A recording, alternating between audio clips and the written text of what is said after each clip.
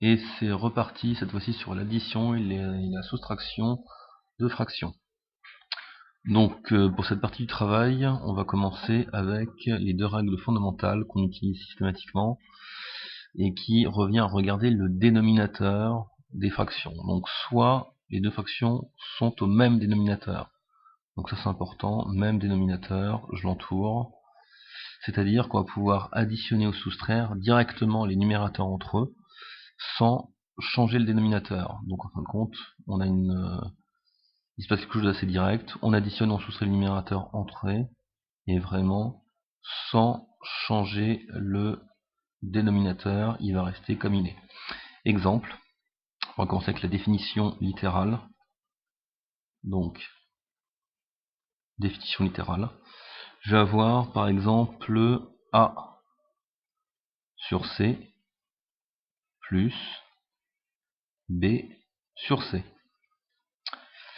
égale. Donc là, je m'aperçois que les dénominateurs sont identiques. Donc, ce que je vais pouvoir faire, c'est que je vais pouvoir additionner mes numérateurs ensemble sans changer le dénominateur. C'est-à-dire mon dénominateur reste C et je pose au numérateur A plus B.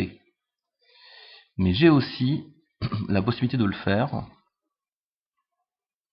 avec tout simplement la soustraction. C'est-à-dire que si j'ai A sur C moins B sur C, alors qu'est-ce qui se passe? Je vais pouvoir soustraire mes numérateurs entre eux, faire A moins B, et le tout divisé par C, donc c'est-à-dire je ne change pas le dénominateur, je le repique, vu que c'est le même dénominateur, l'opération ne se fait qu'au numérateur.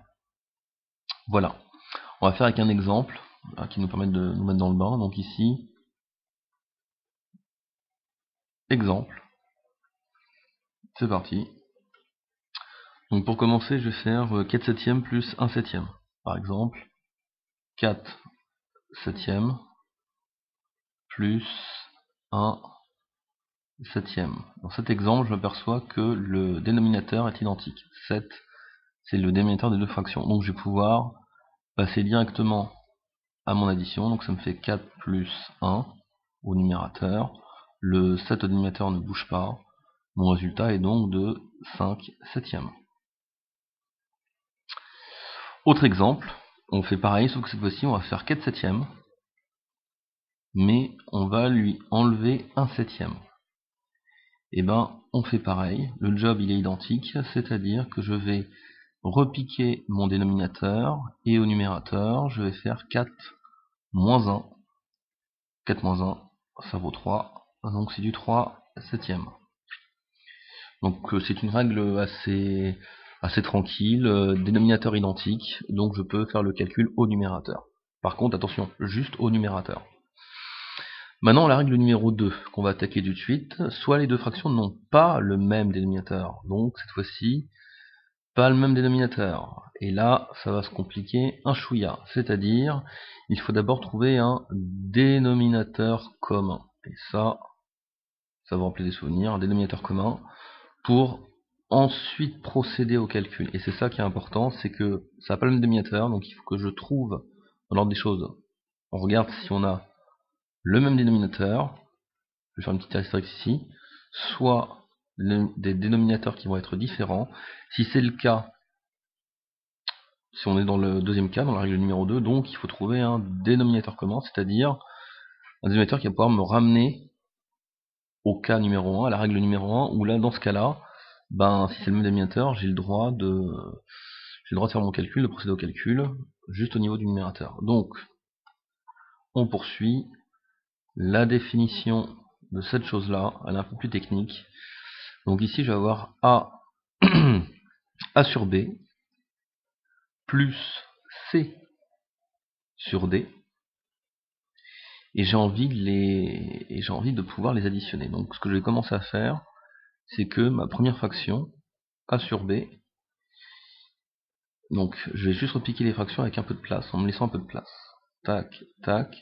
Ce que je vais devoir faire, c'est que je vais devoir multiplier de chaque côté par la même quantité pour comme si c'était des fractions égales. Donc je vais générer des fractions égales qui vont être différentes. Donc ici le B, si je multiplie par D, je m'aperçois que j'obtiens un nombre. Et mon D, si je le multiplie par mon B, qui est juste là, j'obtiens aussi le même nombre. Donc tout ce que je fais en bas, je le fais en haut. Exactement. Donc si je fais D fois B, ça va me faire C fois B. Par contre, si je multiplie par D cette première fraction là, au niveau du dénominateur, mon A, il faut aussi que je multiplie par D. Et c'est là qu'on peut finir le travail, c'est que maintenant, au dénominateur, j'ai B fois D. Impeccable. Oups, je me suis tombé de couleur. C'est mieux. Voilà, donc ici, au dénominateur, je vais avoir un B fois D, ou un D fois B, c'est la même chose. Hein. Donc, je vais avoir A fois D, plus C fois B. On passe sur un exemple, parce que c'est ça aussi ce qu'on aime, c'est de l'application pure et dure. Donc c'est parti, je vais faire la fraction 4 tiers plus 1 demi. 4 tiers plus 1 demi. Et c'est parti. Donc cette fois-ci, il faut les mettre au même dénominateur. Bam. Je vais mettre avec un peu de couleur cette fois-ci. Donc mon 4 tiers et mon 1 demi, ils vont changer de forme. Et pour cela, je vais multiplier mon 4 tiers par 2 en bas et en haut, dénominateur et numérateur. Et je vais multiplier ma deuxième fraction par 3 en bas et en haut, pareil, au dénominateur et au numérateur. Et là, j'enchaîne le calcul. Donc là, en haut, j'ai du 2 fois 4, ça me fait du 8 sur 6, plus 1 fois 3, 3, 2 fois 3, 6. Hop. Et je me retrouve à pouvoir faire mon addition, même dénominateur. Attention, regardez. Ici, j'ai un 6. Ici, j'ai aussi un 6. Donc, je suis dans la règle numéro 1. Même dénominateur. Donc là, je peux enchaîner. Ça me fait... On tire une grande réfraction. En haut, j'ai 8 plus 3. 8 plus 3, ça me fait 11. Donc je me retrouve avec 11 sixième. Et c'est fini. Voilà. Donc pour additionner ou soustraire des fractions, il faut regarder le dénominateur. Si le dénominateur est identique, c'est le même, on procède au calcul au numérateur. Par contre, si le dénominateur est différent, il faut d'abord trouver un dénominateur commun pour ensuite procéder au calcul, comme dans le cas numéro 1 ou dans la règle numéro 1, où là, on va enchaîner le calcul au numérateur uniquement. Merci d'avoir suivi.